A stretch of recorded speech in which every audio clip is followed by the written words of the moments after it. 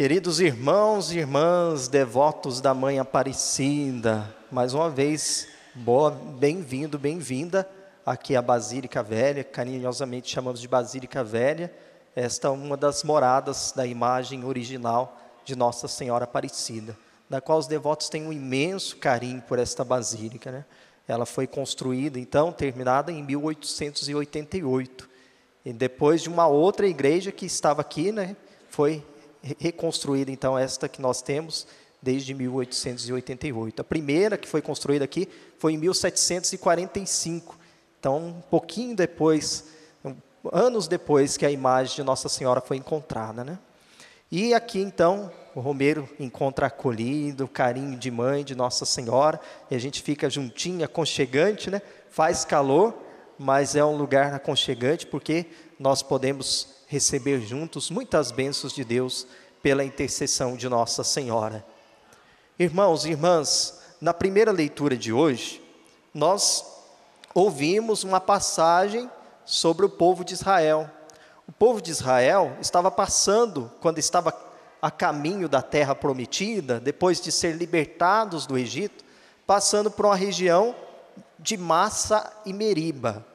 E Massa e Meriba é um lugar de provação para o povo de Deus, é um lugar da contestação, um lugar do momento difícil da caminhada do povo, que está em busca da terra prometida, porque estava faltando água, e se falta água, falta vida, né? Falta vida.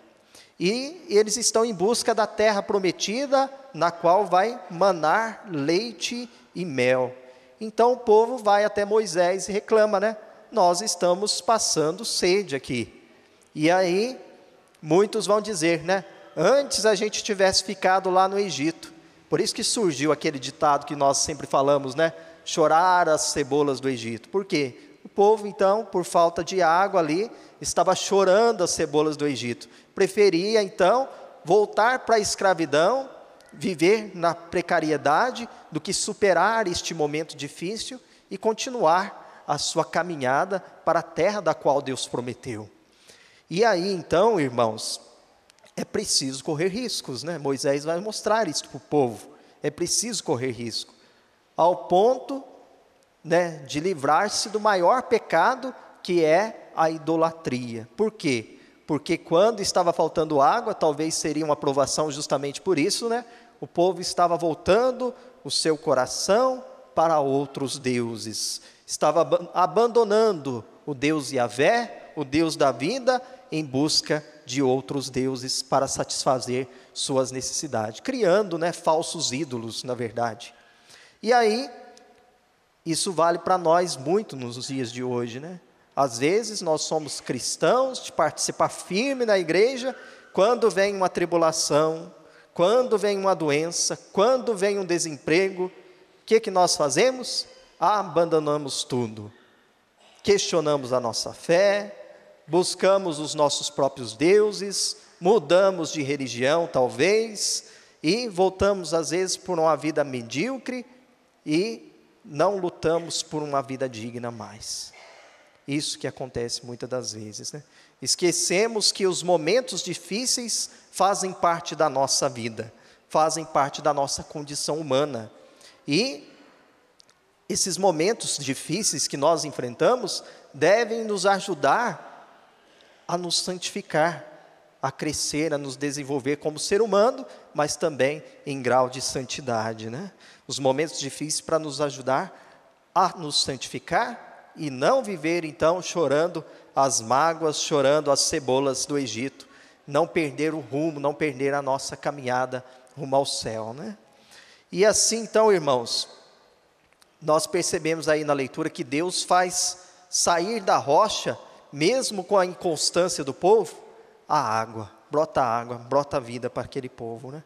Quer dizer que apesar dos nossos pecados, Deus está ao nosso lado, Deus está olhando quais são as nossas necessidades, Deus vê o nosso sofrimento, a nossa dor, e não nos desampara, né? Jamais. E aí então, Moisés golpeou a pedra e saiu água. Isso nos lembra o soldado que golpeou o lado de Cristo e saiu sangue e água para saciar a nossa sede de vida. Mas a nossa sede só será saciada mesmo de fato quando nós conhecermos quem é verdadeiramente Jesus Cristo. Quando nos aderirmos ao seu projeto de amor e de vida, como nós vamos ver no Evangelho de hoje, irmãos. No Evangelho, Jesus vai interrogar os discípulos. Jesus está lá no norte da Galileia, Cesareia de Filipe, perto da nascente do Rio Jordão, uma região ao norte da Galileia. E lá Jesus vai perguntar, o que o povo está dizendo que eu sou? O que eles estão compreendendo? Uns dizem que é João Batista, outros que é Elias, outros que é Jeremias ou alguns dos profetas. Quer dizer, o povo ainda não entendeu quem é Jesus. Percebeu que Jesus é um homem extraordinário, pelos milagres, pelos prodígios que ele realizou, por aquilo que ele pregava no meio deles.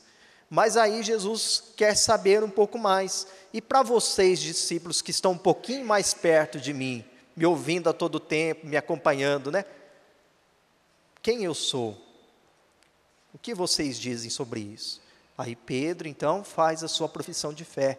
Tu és o Cristo, o Filho do Deus vivo. Então, confessar a fé e aderir à fé neste Cristo Salvador é a nossa missão. Quem são os discípulos de Jesus hoje? Todos nós, Pela graça do batismo, todos nós somos discípulos e missionários de Jesus. O discípulo aprende com o mestre, o missionário leva aquilo que aprendeu com o mestre, não é? O missionário ensina a outras pessoas aquilo que aprendeu com o mestre, certo? E assim, então, para Pedro e os discípulos, Jesus é muito mais, É o Cristo, Filho do Deus vivo. E essa certeza nós também temos que ter no nosso coração. E isso nos faz entender o que é a igreja, A igreja é a comunidade de discípulos que testemunham Cristo, que reconhece Jesus como Filho de Deus.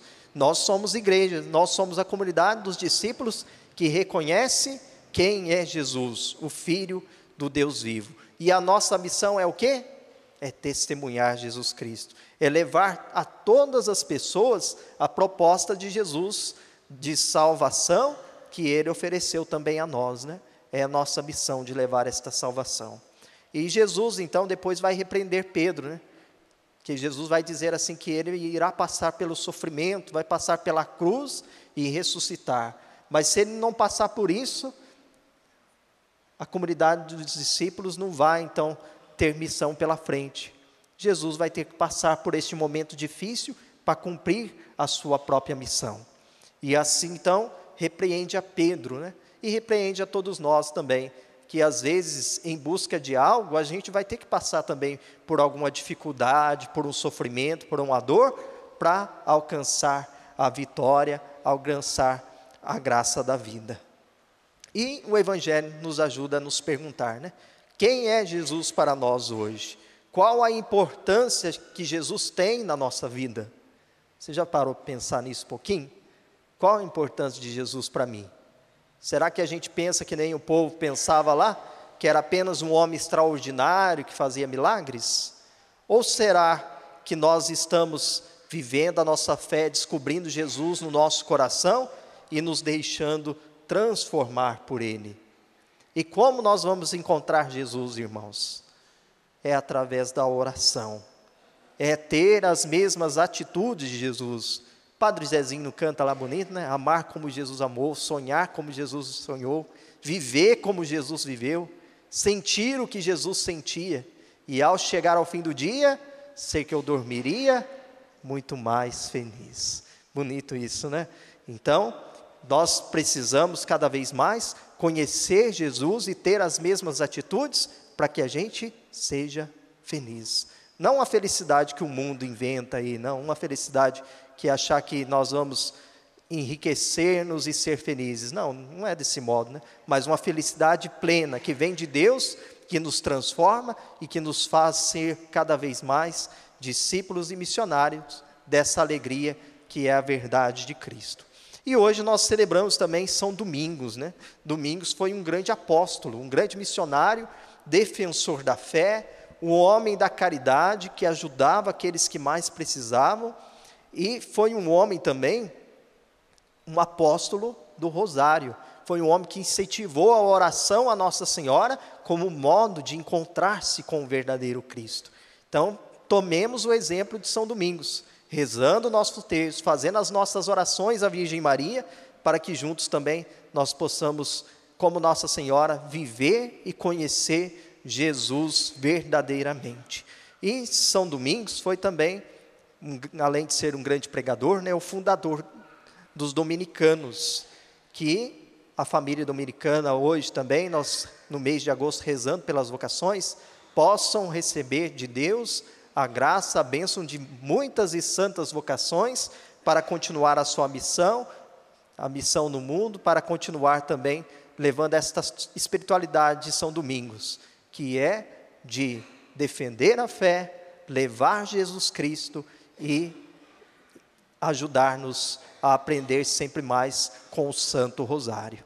Então, olhando para Nossa Senhora, peçamos à Mãezinha querida que olhe por nossas necessidades e que nos faz não chorar as cebolas do Egito, jamais. Não chorar pelo passado, pelas coisas que já passou, jamais. Mas olhar para frente com esperança, agradecidos e percebendo que Deus está ao nosso lado e a Mãezinha do céu, é claro, intercedendo por cada um de nós. Louvado seja o nosso Senhor Jesus Cristo.